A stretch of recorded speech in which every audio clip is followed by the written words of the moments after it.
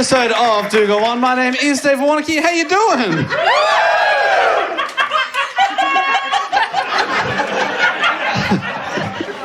Pretend you didn't see any of that. At home, we'll just put the theme song in. It's going to be great. All right.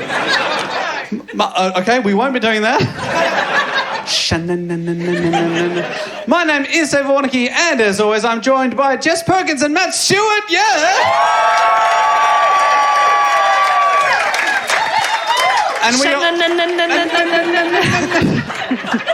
And this week we are also joined by a very special guest. Could you put your hands together for the wonderful Nick Mason? Oh my God.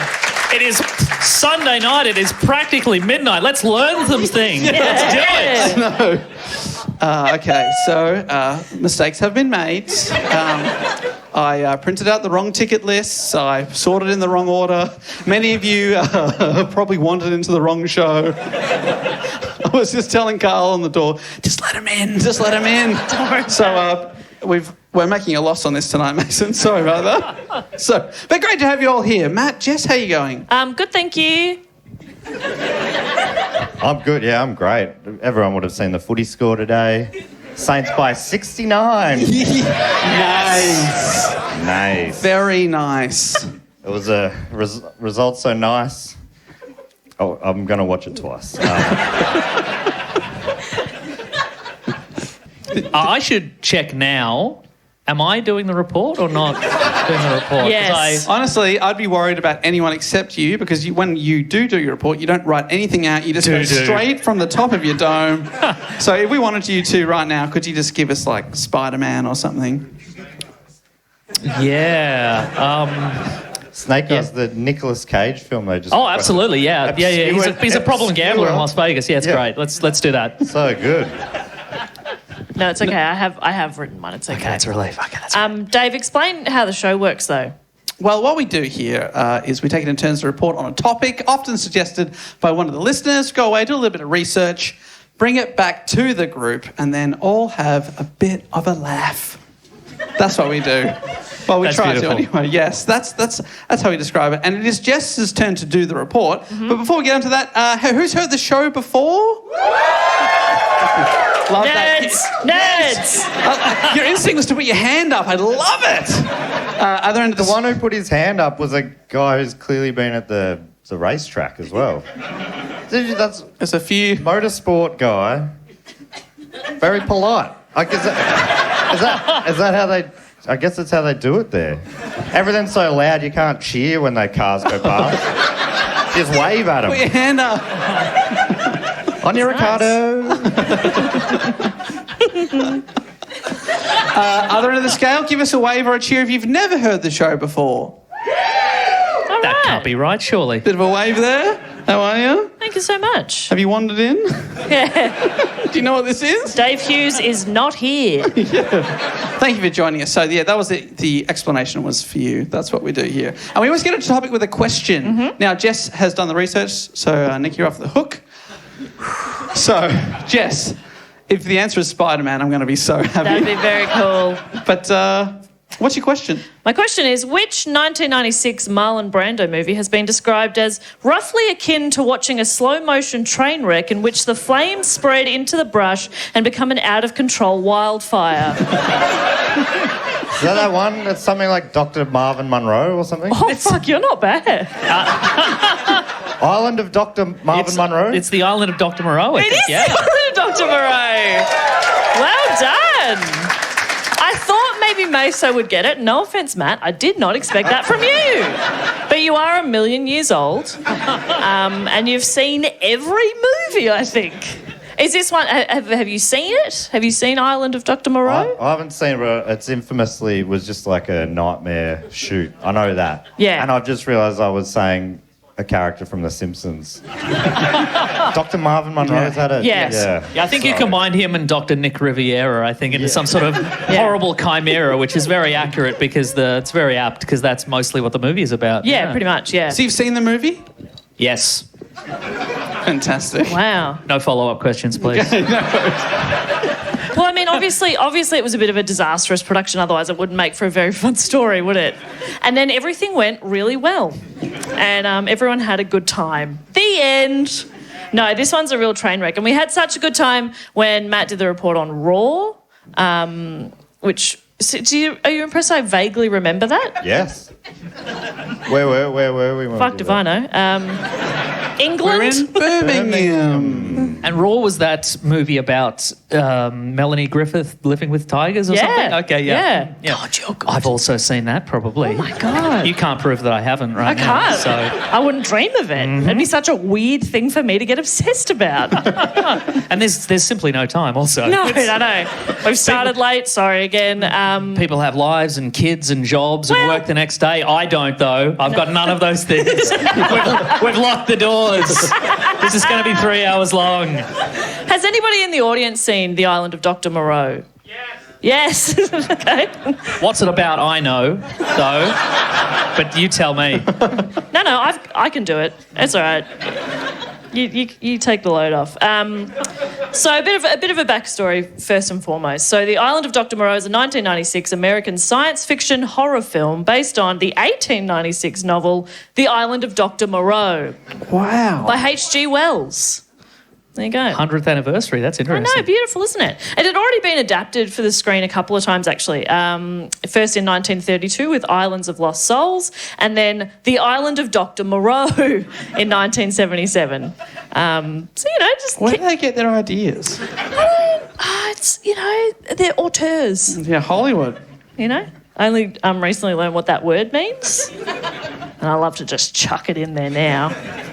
So a brief summary of the plot of the movie for you to set the tone a little bit. So United Nations negotiator Edward Douglas survives a plane crash in the Java Sea and is rescued by a passing boat. Aboard, Dr. Montgomery tends to him, and after telling him that the boat has no radio, convenient, he promises Douglas the captain will take him to Timor. However, when they arrive at Montgomery's destination, referred to as Moreau's Island, he instead advises Douglas to disembark so he can use the radio on the island. They go to the main house where Douglas is warned not to wander. He meets a daughter of Dr. Moreau's called Isa, but Montgomery turns him away from her and leads him to his room. On the way, they discuss how Moreau vanished after becoming obsessed with his animal research.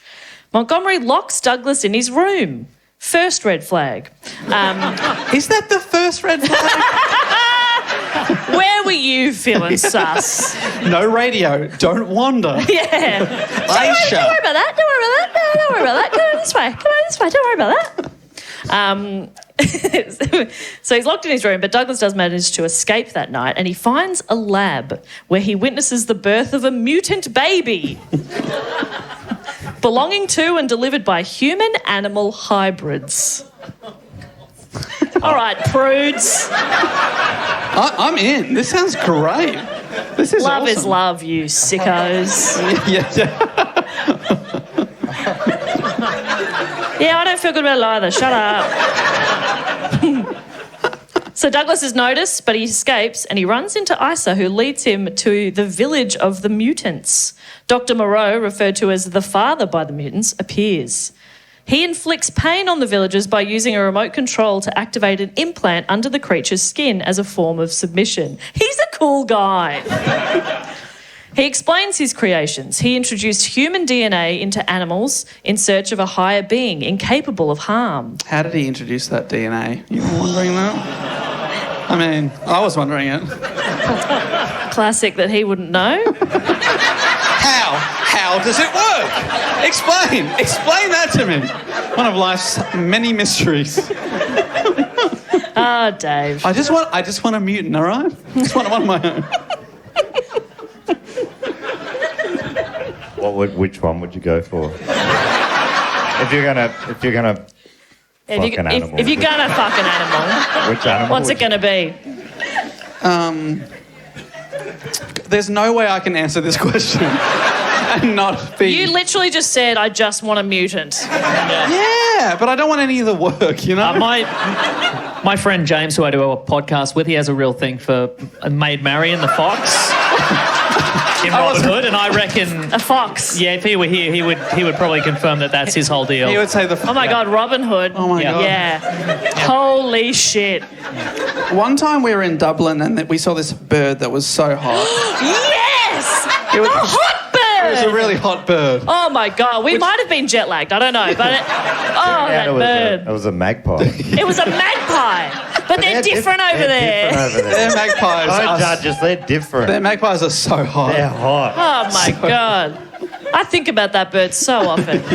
Is it just because you were on holiday and it was like a fling kind of situation? Yeah, Do you think exactly. if you'd seen that magpie in Melbourne, you'd be like, oh, yeah. Yeah, no. I'd probably avoid eye contact. Yeah. Yeah. We'll always have Dublin. All right, we know Dave's answer.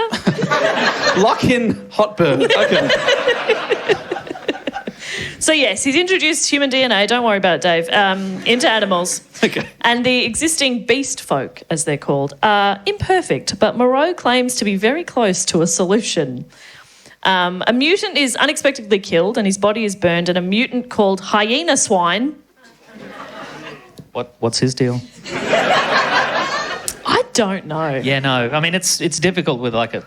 Hyena Swine, Yeah. I don't know. He notices the pain implant. Sounds like more like the island of Dr. Portmanteau.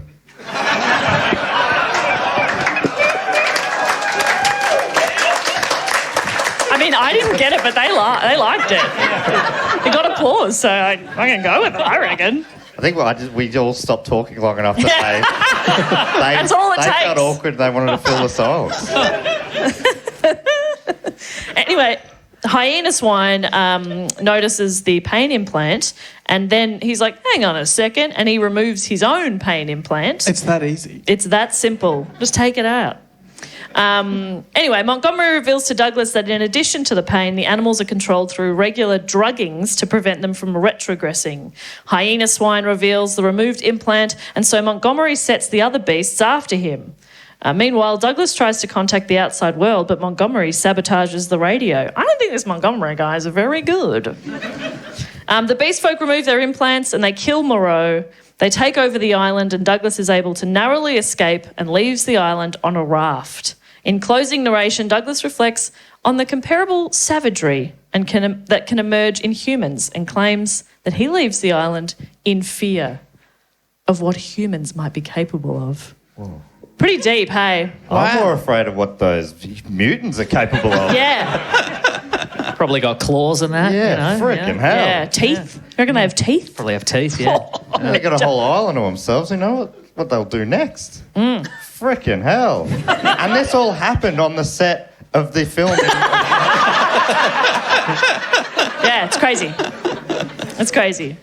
So anyway, that's a plot summary. Maiso, how did I do? Yeah, that was...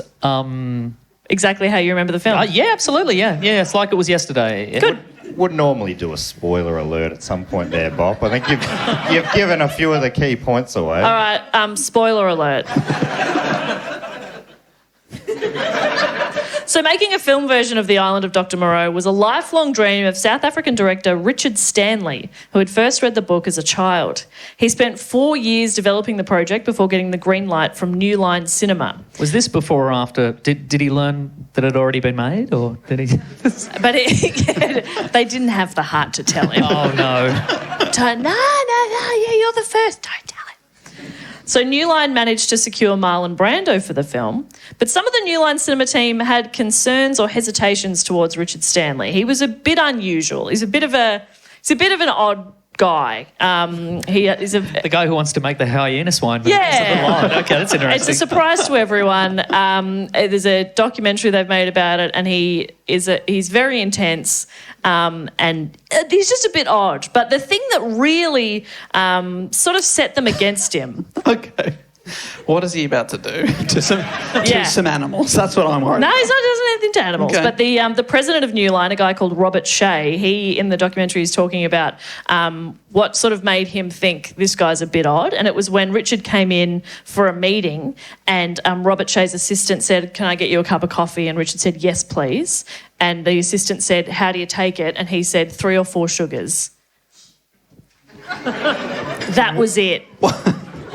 And Robert Shea said, this is a quote from him, "When I heard that, I thought, there's something going on here that I don't completely understand. But nobody takes 4 sugars and a cup of coffee and walks out as a solid citizen."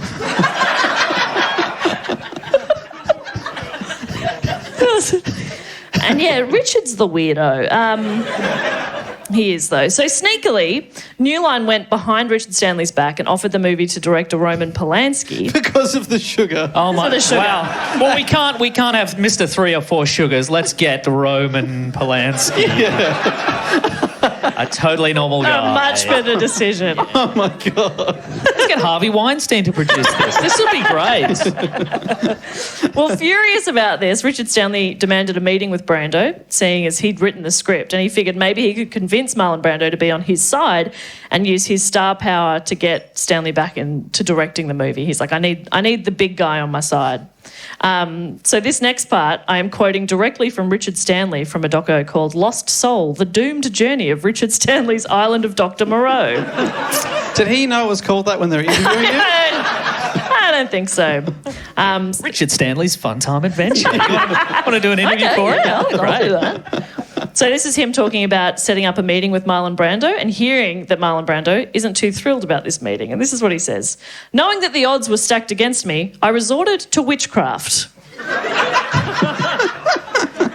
At that point in time, I was friendly with this warlock chappie in England, Dr. Edward James Featherstone, commonly known as Skip. So Skip had been shown to demonstrate his ability to fix things, to do invisible mending before. So I said, my God, Skip, you've got to help me. You've got to save my movie." That's all a direct quote. I resorted to witchcraft. He says it so sincerely. Because at first you're watching it and you go, oh, God. Well, how did Skip come to his help? I'm so glad you asked. Is invisible mending a metaphor, or do you have like a Janome overlocker, or how did that work? I guess we'll find out. We are going to find out. Skip isn't so open with his methods. Oh. So Stanley claims at the exact same time that he was in a limo being driven up to Marlon Brando's house, Skip was on the other side of the world gathering his coven. Did some kind of routine, quote, to fix it and make it all right. I'm picturing, like, you know, at the Olympics they have those ribbons. There's just ribbons on a stick, just a few of those. I think so, yeah. Throwing a big ball in the air, doing a little flip, catching it. Very cool stuff. So Richard Stanley went to Marlon Brando's house along with a representative of New Line, a woman named Ruth Vital. Great name. He made a big mistake, though, because he went on the day of his daughter's wedding. The Godfather. For anybody who wasn't sure. And his daughter's name was Stella! All right, I'm out of references. All right, here we go. Man, I sure am tired of this apocalypse now.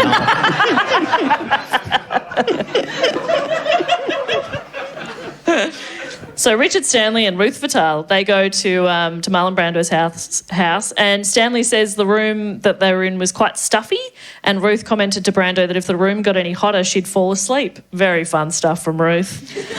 So Brando turned up the heat, and 15 minutes later, Ruth was asleep. So she's gone as like a representative from the production company, and she's having a kip. The meeting that followed while Ruth slept was apparently quite positive, although we really only have Richard Stanley's perspective. He says Brando was very sympathetic to his vision and he impressed him with his intimate understanding of the novel and its history. So, much to the surprise of New Line Cinema, particularly Ruth, who slept through the whole meeting, Brando supported Richard Stanley, and Stanley was confirmed as the director of the film. Now, Brando was a Hollywood legend, obviously, but he wasn't a box office star. They needed somebody current, of the time. Big box office, bring in some cash. So they needed someone who could do that. And who do you reckon they went for? Mid-90s, action star. Was it Guy Pearce? It wasn't Guy Pearce. Brendan Fraser. Oh, man. That's my number one pick. It's slightly Tom too early for Cruise. him, I reckon. Bruce. Val Kilmer? Val Kilmer comes in later. It was Bruce Willis. Wow. So they get Bruce frickin' Willis in, and he was set to play Edward, the castaway who finds himself stranded on the island. And they also brought in James Woods to play Montgomery. And they're like, this is the perfect casting. This is exactly what we want. Marlon Brando, Bruce Willis, James Woods. Everything's happy. Nothing has to change. Who's Marlon Brando going to be? He's Moreau. Oh, wait, okay. And who was James Wood? James Woods would be Montgomery. Oh, and they're two different people. I understood your synopsis before.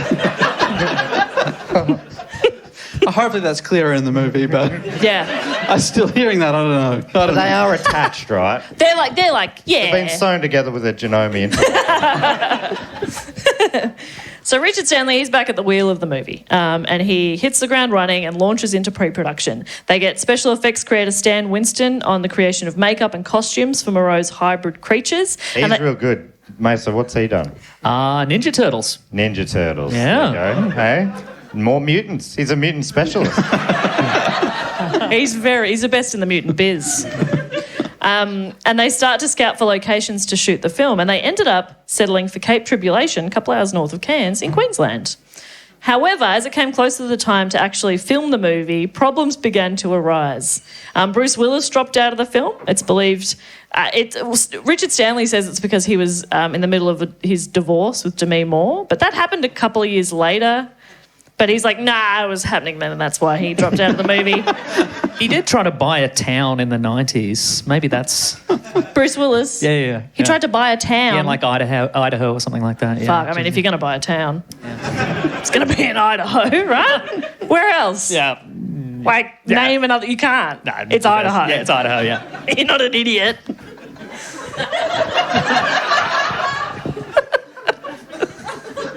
David, be finding it really hard not to say that Idaho's not a town, are you? No.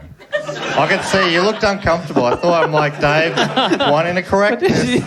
Did you see the back of my head and you thought that back of his head looks very uncomfortable? It was starting to shake. I was sweating back here. I'll let it go. I mean, no one said Idaho was a town, but okay. Dave, you had no reason to feel furious. Settle down, Dave. Calm God. down. Sorry. Wow. Sorry, everyone. You're a boiling cauldron of rage, if anything. I've let everyone down. So without Bruce Willis, they need somebody else, as Meso alluded to before. They get Val Kilmer on board. And much to Richard Stanley's dismay, Val Kilmer demanded a 40% reduction in the number of days he was required on set. That's pretty substantial. He's like, yeah, great, absolutely. No, I'll come on board. Main character, perfect, wonderful. I'm not going to be there. I want the same number of days shooting, but I'm finishing at 2. Every day. Every day. I'm a big starting at lunch 12. and then a big nap, then I go home. So to get around this, they sort of shuffled him around. They made him Montgomery instead, who's like has slightly less screen time. That's what I did. This is the second week in a row I've held someone's drink. It's good to know your place, isn't it, Dave? So they've just, at the drop of a hat, gone, fine, you can be that guy. Yeah. And you're that guy. Fine, whatever. Who cares? Yeah, so they move him to Montgomery and then they just get rid of James Woods. They're like, no part for you. Oh, no, they don't kill him. Well, I mean, have you seen him since? James Woods, you're in the movie, but we've given your role a 100% reduction. So I'm afraid... You can go home at midday if you want. I mean... So now they still need someone to play Edward Douglas, so they get Rob Morrow to play Edward. Rob Morrow from Northern Exposure. Yes! Yeah. Wow. But don't get too excited because he fucks off as well. Oh, to do Numbers, the TV series Numbers. Yeah. Where he fights crime with numbers. Oh, yeah. Was that him? Yeah. Huh. Well, We are fucking nerds. David Cromholtz fought crime with numbers, but that was his brother. Was he cast because his name sounds somewhat like the movie? Rob Morrow. Dr Moreau. All right, you're in. I mean, that's not the dumbest thing that's going to happen. So. Honestly, I'm feeling the vibe of this production. Yeah. So Rob Morrow's in, but then Marlon Brando's... Sadly, Marlon Brando's daughter Cheyenne passed away very suddenly, and this is how brutal Hollywood is, leaving Stanley and his production in limbo, not knowing when or even if Brando would show up. So sympathetic. So filming started. Tensions had already been high between Stanley and New Line, and within a few days of production, things were reaching a crisis point. Within a few days, which is always good. While everyone on crew says Richard Stanley was incredibly passionate about the movie and enthusiastic about the months and months of fitting prosthetics and rehearsals for the beast folk, like they got a guy in who, it was an animal specialist, and they got him to teach all of the extras how to move like animals. And there was so many extras. They were there for 4 months before anything actually happened. Just getting paid, smoking a lot of pot. Oh, man. I did exactly that, but I paid to do the drama degree, so that sounds amazing. That sounds amazing. Yeah, you fucked up. Anyway, so there were frustrations around Richard Stanley's lack of leadership as the film's actual director. He rented a house in the suburbs of Cairns and very rarely ventured out of it. He rarely attended meetings, and some commented that he was probably in a little over his head. But if you ask Stanley what was going wrong at the time, he says this. Again, this is a direct quote. Is it about Bruce Willis's divorce? Things started to go wrong. My PA got bit by a poisonous spider that was living in a web underneath a lampshade. She reached in to switch the lamp on and it bit her hand, which caused her flesh to melt. It was incurable. Back in London, Skip the Warlock... This is all a direct quote. This isn't Jess yet. It's still him. And obviously, guys, Skip is a biochemist. Keep up. Skip the Warlock said the clay walls in his lab had been too thin, that he'd accidentally become irradiated, exposed to radiation, and his bones started to crumble. He was in hospital and he caught necrotizing fasciitis, a flesh-eating parasite. So during this time, every one of Skip's fixes came undone. And that's why things weren't going well. PA got bit by a spider, Skip's in hospital. What do you want me to do? And if you go into a cafe in Cairns and you ask for 3 sugars, they're like, get the fuck out of Cairns. You get out of Cairns. And obviously, he didn't have his main ally, Marlon Brando, yet. So he was more and more vulnerable to pressure from the studio. And one of the biggest issues on set was Val Kilmer. He arrived 2 days later than planned, and from day one was said to be obnoxious and hostile. He wouldn't deliver his lines as scripted, and he would criticise and argue with Stanley about the script and every small detail. I found this on a film database website, wikipedia.org. If you're familiar at all. No, I haven't heard of it. Yeah, it's like comprehensive movie database. It's got everything you want. Is it on the internet? Yeah. Wow. It's like an internet movie database, yeah. Okay. Fantastic. That sounds useful, I remember that. Yeah. Make a note of it. It'd be really handy. I'm not going to make a note of it. It'll be gone in the year. All right. Your loss. So from Wikipedia, the studio mainly seems to have blamed the director for not getting Kilmer under control, but another significant factor was the sudden departure of co-star Rob Morrow on the second day of shooting. With the location being pounded by bad weather, Dave, pounding is something that Go on. the grown-ups do. Yeah, please. One day, little buddy. With the location being pounded by bad weather that had temporarily stopped filming, Morrow found himself unable to bear the tension and hostility on set any longer. So he telephoned New Line chairman Rob Shea in Hollywood and tearfully begged to be let go. Shea, don't feel bad for him. It was a bit rainy. He was like, I don't like it. So he leaves 2 days into filming. So now we need to recast again.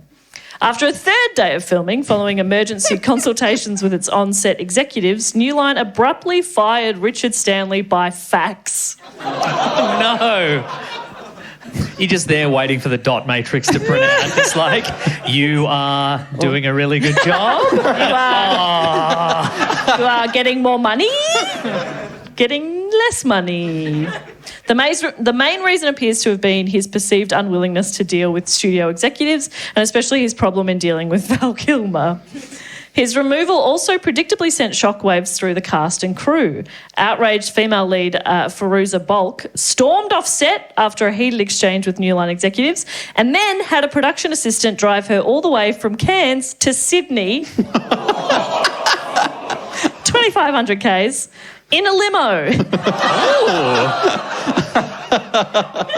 Everyone's like, in the doco, they're like, I don't think she had much of a grasp on the geography. And I don't think she realised it was quite so far. I think she made it all the way back to Sydney. That's such a long way. But in a limo, I mean, what a way to go. She says in her mind it was like it was a massive injustice. Like, she was really upset that Richard Stanley was kicked off the film. Her expectation was that all the actors would walk off set in protest. I assumed everyone would get in a limo and go to Sydney. Get in your limos, folks. We're forming a little wagon train. Here we go. But nobody else did. She took the only limo She barely let for like 3 weeks. Everyone could have fit. But she was like, no, you get yours. But then her agents warned her that the studio would ruin her and she would never work in film again if she broke her contract, so she went back to set. In a limo? In a limo. Richard Stanley was offered his full fee on the condition that he leave Cairns. They're like, we'll pay you your full director's fee, you just gotta fuck off. And did he? Well... Because that sounds like a sweet deal, but if you've been dreaming about this since you were a child, are you going to take the money? Oh yeah, he took the money. Okay. Well, there were rumours that he'd made comments about burning the set down, and New Line were really paranoid that he'd do something to sabotage the film. So they added a condition that in the event that the film continues to be made, he's not allowed within 40 k's of Cairns. And so a production assistant... Boy, join the bloody club, eh? Take a number and get in line. 41 k's from Cairns, so no worries. No worries at all. So he was driven by a production assistant to Cairns Airport and given a ticket home, but he never got on the plane. And more on that later. Oh, now he's just going to be lurking around in the back of our minds until we find out what happened What's to he him. doing? Like, the production assistant's in the documentary, and he's like, they said, take him to the airport, make sure he gets on the plane. And I took that as drop him at the airport. Next day, they're like, he didn't get on the plane. And I'm like, well, I dropped him at the airport. So meanwhile, New Line brought in veteran director John Frankenheimer. Well known as one of the last of the old-school Hollywood directors, Frankenheimer's gruff dictator approach was radically different from Stanley's, and he soon alienated most of the cast and crew. It's good to just hit the ground running. So he brings in new writers to change Richard Stanley's script, and they need to find a new actor to replace Rob Morrow. So they get David Thewlis in from Harry Potter. And after a couple of weeks of production being paused, they're back to filming. And by this time, Marlon Brando's finally turned up, and he is phoning it in. He's fucking around. So he gives zero fucks. He's like, this movie sucks. None of this matters. I'm getting paid, whatever. He's just fucking shit up. So he's making suggestions, he's making demands about his character and what he'd be wearing, and his decisions are often dictated by laziness. So, for example, he says his character, Dr Moreau, would be wearing white paint all over his face when he's outside. He'd just be covered in white paint. And that was mostly so that his body double could do most of the work. He would spend most of the day in his air-conditioned trailer while actors and extras sweltered in the tropical heat in full makeup and heavy costumes.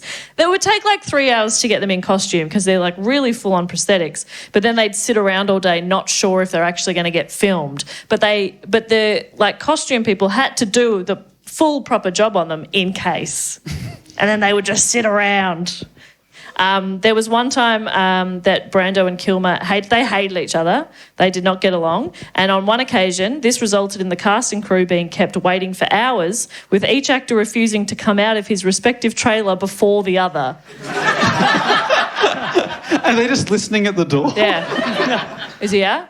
I'm not going out if he doesn't go out. So that's fun. This is actually a glimpse into what it's like to go overseas and tour with Jess and Matt. Fucking... You're waiting at the Airbnb door. I'm like, come on, we gotta go. Not until she gets out of her room. Deny it. I won't deny it. No. Matt is a diva. I'm annoyed if you've woken me up before Jess has left her room. Don't wake me up till the car's running. I'll just come down. This is my favourite part that I read about this story. So Brando refused to learn his lines, and apparently in a few films, including this one, he would wear an earpiece and his assistant would read the lines to him. Yeah. That's so handy. Yeah. I Supposedly... could use that on everything I've ever done. That'd be all right. Supposedly in Superman 2, he plays... Well, not supposedly. He plays Superman's father, and supposedly... alert. In the scenes with the baby, apparently they'd written the lines like on a post-it note on the baby. On the baby. Yeah. So... One of the best in the biz. Like he's peeling the post-it notes off the baby's face. But that's not even the bit I loved the most. Oh. So his assistant would be feeding him his lines, which is already amazing. But apparently one time, Brando would be in the middle of a scene and suddenly he'd be picking up police messages on his earpiece and would repeat, "There's a robbery at Woolworths." Like that. Honestly, reading that, I was like, yeah, I'm going to do this topic. That's fucking great. The other actors just have to improvise. They're like, that's fucking Marlon Brando. They're like, yes, All right. the Woolworths on this island, Yeah. Yeah. run but, by mutants. Yeah, but anyway, back to the mutant. Yeah. It's a real fucking nightmare. In the whole movie, is he just doing this the whole time? Yeah, I mean, it's mid-90s. How good could the technology be? So this is pre-Coles radio. He wouldn't have been picking up Coles radio. Okay. Coles MasterCard. Another part that made me laugh was this quote from Val Kilmer, who said he and Brando actually got along pretty well. So don't believe everyone else. But Frankenheimer went on to blame me publicly for ruining the movie. I always thought it an odd thing to try to do, blame me for his failure to make an entertaining film, because my character dies halfway through and the last half of the film sucks as bad as the first.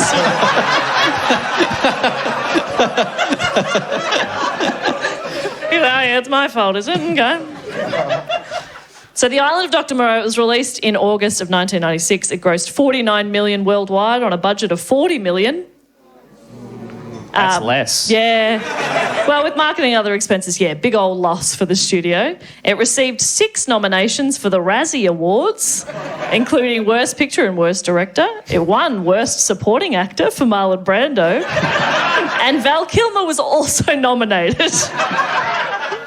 At the 1996 Stinkers Bad Movie Awards, Brando was nominated for Worst On-Screen Hairstyle. The white paint.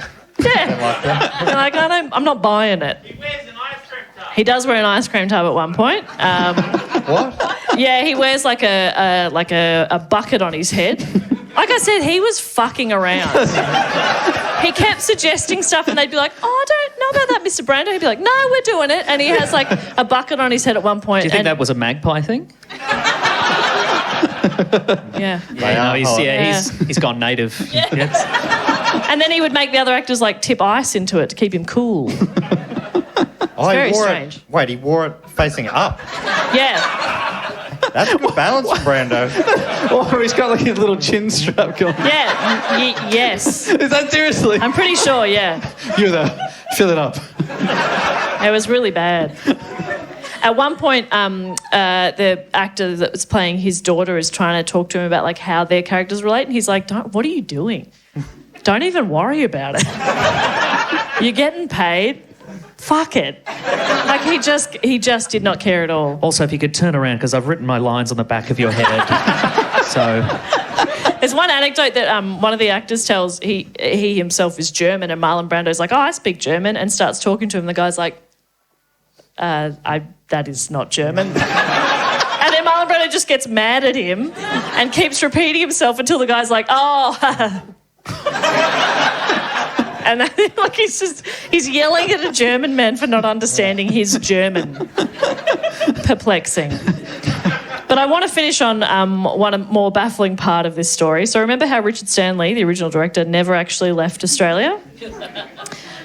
He later admitted that he had retreated to a remote area in Cairns and was recovering from the emotional and mental strain of everything that had happened. And several of the film's production crew, they were let go at various times and then rehired as extras. And they were camping in the same sort of general area as Stanley. And word got around to a few of the production staff that there was a guy out near the campsite who seemed a bit unhinged. They knew this because of the sugars. This guy's fucking mental. This guy was a bit unhinged and was complaining that Val Kilmer ruined his life. And they were like, we think we know exactly who that is. So they go out and get him, and with their help, Richard Stanley, disguised in a full dogman costume, snuck back onto set and actually performed in the film as an extra without any of the big wigs knowing. So fuck you, Frankenheimer. And that is the absolutely batshit story of the making of the Island of Dr Moreau. Wow. Yay, Jess Perkins!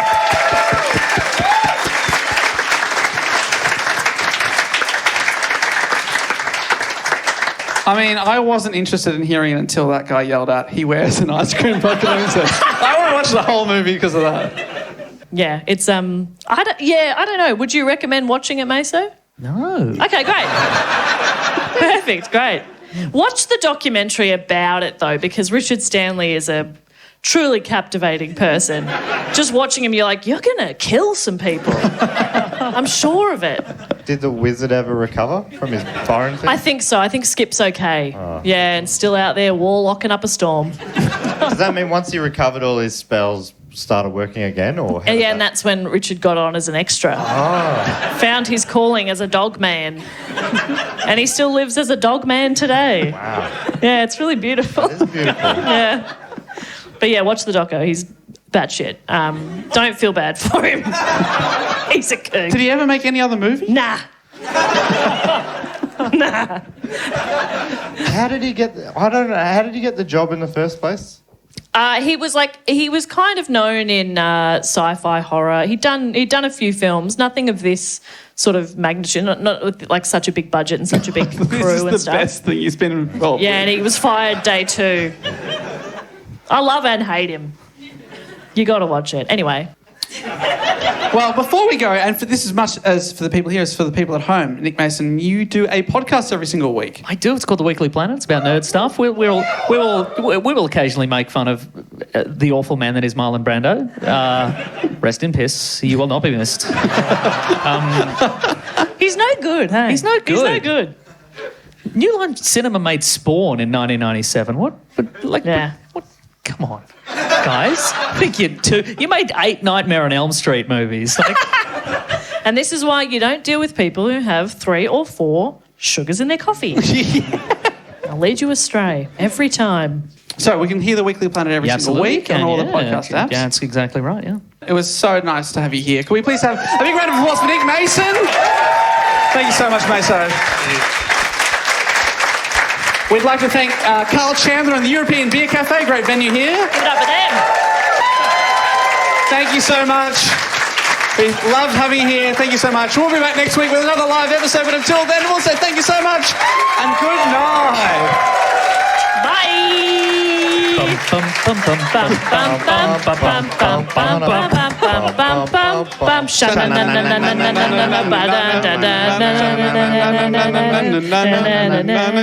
Stay in time. Bye, everyone. And we're back in the room. And what a fantastic episode that was, if I do say so myself. And I have to say it myself because Jess here, obviously, and I'm recording this section of the show, the fact, quote, or question, the Patreon section, the most important part of the show. I'm recording that solo.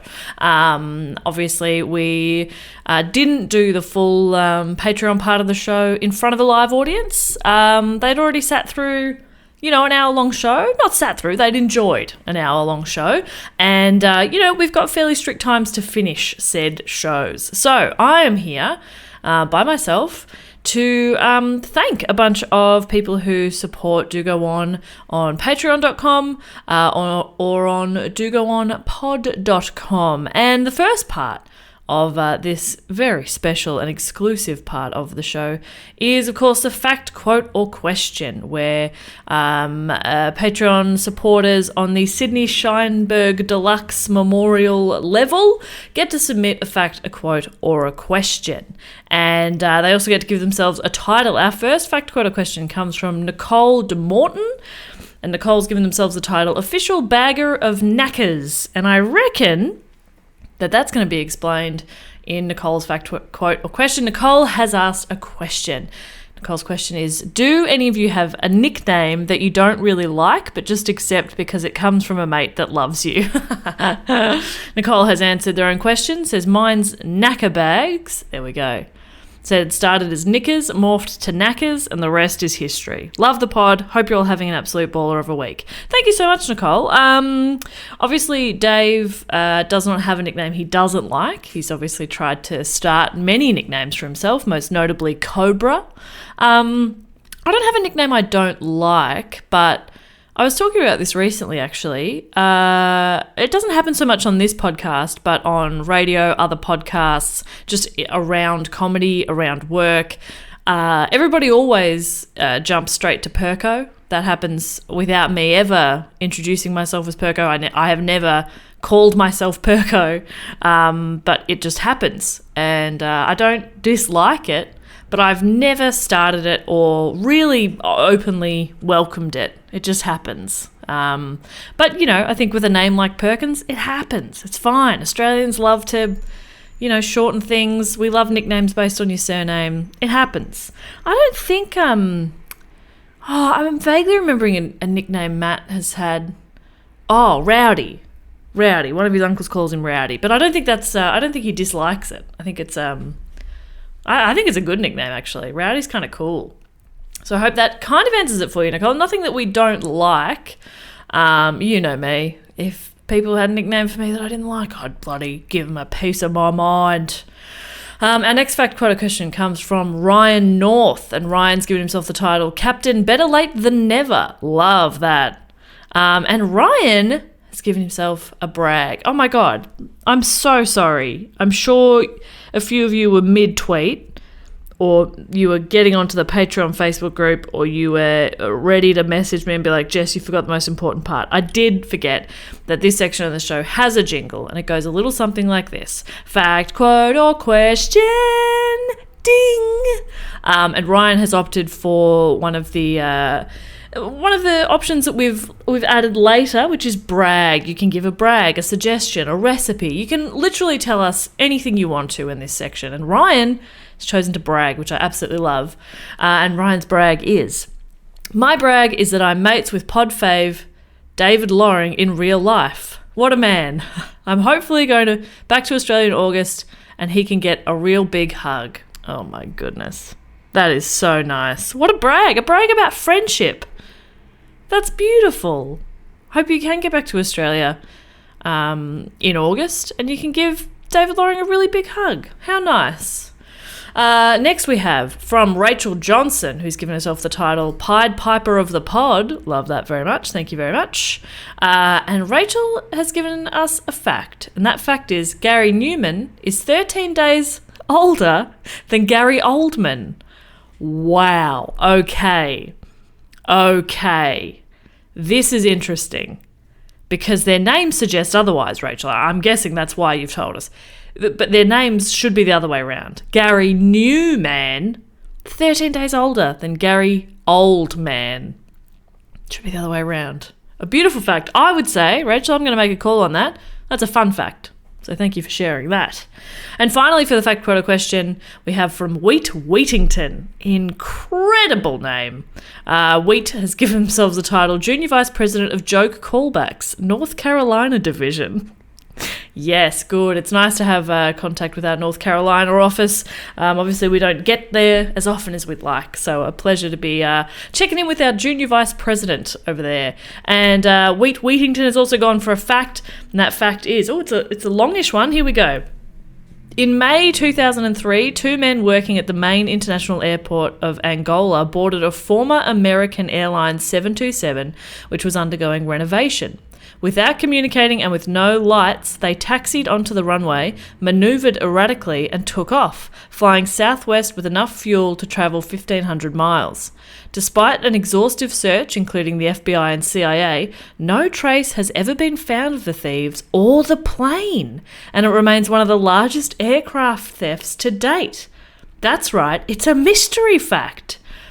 Wow! That's crazy. They were working at the main international airport and they just got on a plane that was being renoed. Wow, okay. And they just flew it and disappeared.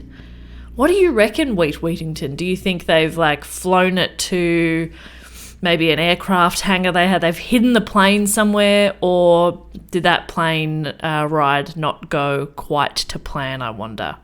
Thank you for that. That's a great fact. I'm definitely going to say that one's a fun fact. Love that. Thank you so much, Wheatington, Rachel Johnson, Ryan North, and Nicole De Morton. Appreciate you all very, very much.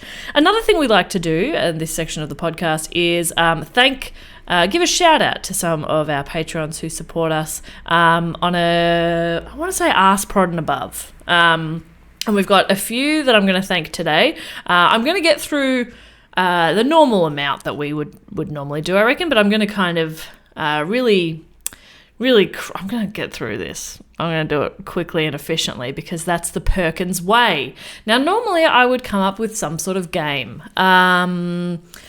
Okay, the topic. This was my report. I should know this back to front. But full disclosure, at the time of recording this section, we did this episode two weekends ago, and my brain, very tired from comedy festivals. So it was the Island of Dr Moreau, the making of the movie. Maybe I'll go for what kind of beast person you are. A hybrid of animals.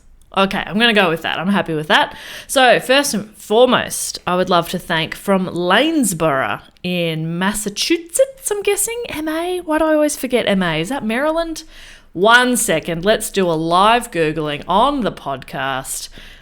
MA, Massachusetts. Always follow your gut, Jess. You are absolutely right, you beautiful little angel. So, from Lanesborough, Massachusetts, Shannon and Brian Cook. And conveniently, Shannon and Brian are actually the same species of beast folk, and that is they are, okay, I'm looking around the room. There's no reference to animals in this fucking room. Horse foxes. Oh, that's not bad actually. Kind of like a horse body of fox head. Fox heads are pretty cute. So that's not bad. I think you got to appreciate that, Shannon and Brian, our resident horse foxes. Next, I would love to thank from deep within the Fortress of the Moles. That's right, location unknown. Jennifer Ann McKay. Jennifer Ann McKay, of course, being from the Fortress of the Moles, is a mole dingo. A beautiful native dog to Australia with a mole. So that's pretty good. So sorry. No, actually, I'm not. Those are cute. Next, from Arlington, Massachusetts. Few MAs in the list today. I would love to thank Daisy Chow. Daisy Chow is a great name. A chow, like a chow chow, that's a dog. Daisy has a little bit of a dog name. No, that's sounded bad, but what I mean is I know a few dogs named Daisy. I also think it's a beautiful name for a human.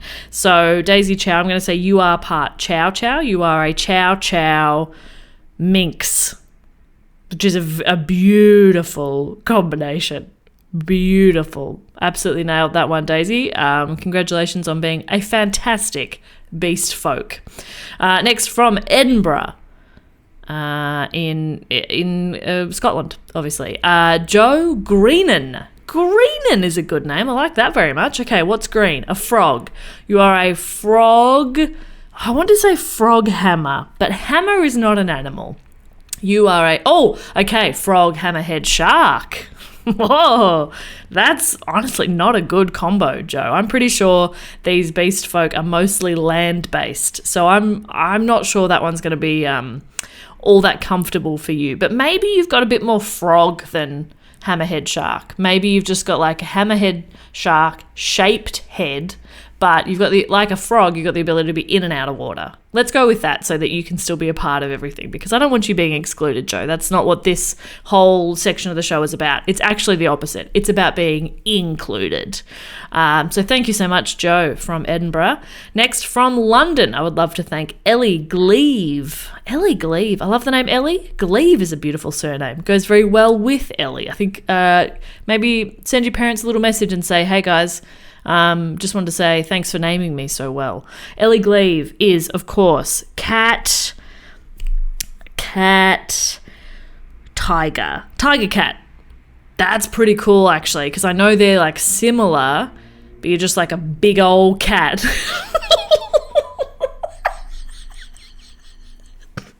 You're just a big old stripy cat, Ellie Gleave. I'm so sorry. That's pretty cool. I don't really see how they'd be all that different. I think you're smaller than a tiger, but much bigger than a cat. You'll be very pleased with that, Ellie. Also from London, I would love to thank Robin Keast. Robin Keast, beautiful. Robin, obviously some sort of bird. Probably a robin, but I won't go so obvious. You are a magpie swan. Again, two birds there, so similar, but they are very different birds, I think we can agree. So again, very big magpie, but with the elegance of a swan.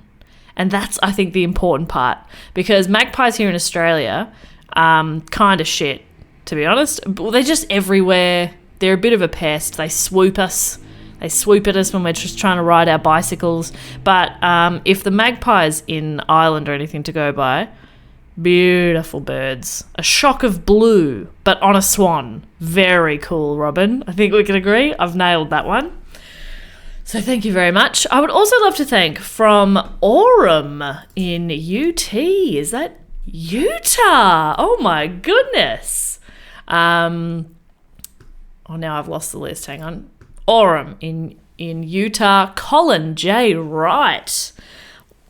Ooh, okay. What do I know? Okay, let's go for the state bird of Utah. You guys got a state bird? Every state's got to have a state bird. Okay, state bird of Utah is the California gull. That makes no fucking sense. Or a seagull. California doesn't make any sense. It's a seagull. Okay, so you're going to be a seagull. Seagull, polar bear. Oh, similar color scheme, so I think that's something. But it's pretty much like a polar bear sized person with a seagull head and wings. So you've actually got the best of both worlds. Obviously, with the polar bear being quite large, you cannot fly, but you've got the wings there as decoration. I guess you're sort of like a chicken. You can like hover a bit. But yeah, you are not doing any big flights. I'm sorry. But don't blame me. I didn't create the beast people. That's Dr. Moreau. That's who you want to talk to if you've got an issue with this. Penultimately, I would love to thank from Rochester in New York, KP. Okay. Kangaroo panda, I want to say. Kangaroo penguin? It's definitely kangaroo. I'm not flinching on that. Oh, okay. We'll keep it Australian for you, even though you're from New York. Kangaroo platypus. Great combo there. With the kangaroos, have you seen like really buff kangaroos? Those things are scary. Kangaroos they are like the Arnold Schwarzenegger of the Australian wildlife. They are buff. And then you've got a cute little platypus bill. Oh my goodness. You might be one of the cutest and coolest of the beast folk, KP. So congratulations. And finally, from Brooklyn, New York, I would love to thank Brandon Wang.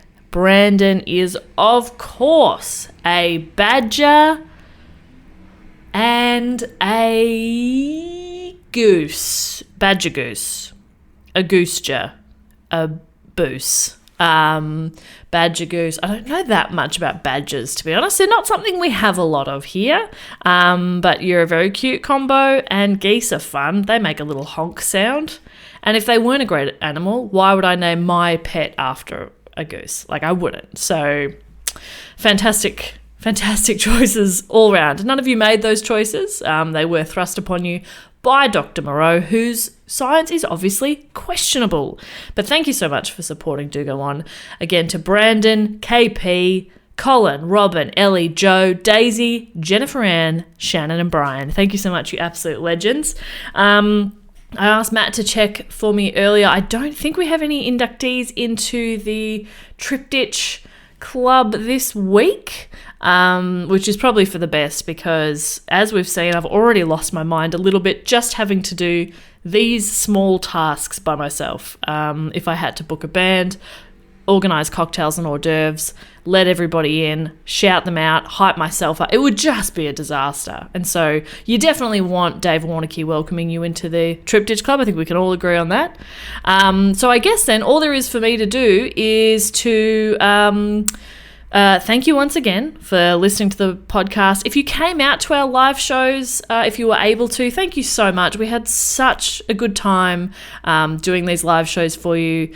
And our quiz show was a heap of fun as well. So we really appreciate people coming out during the comedy festival and seeing us do our thing live. We absolutely love it. So it means a lot to us. If you want to suggest a topic, which you absolutely can do, you don't have to be supporting us on Patreon or anything to do that. You can do so at dogoonpod.com. There's also a link in the show notes. Just follow those links and you'll be able to suggest a topic. If you've got like a good article you've read about it, or sort of if you can give us a bit of an elevator pitch, that's often a really great way for us to identify a story that we think is going to be, good for a live show or good for just a regular podcast as well. So, yeah, you can absolutely do that. There won't be another live show coming out. Yeah, there will, I think, be another live show that'll come out, maybe.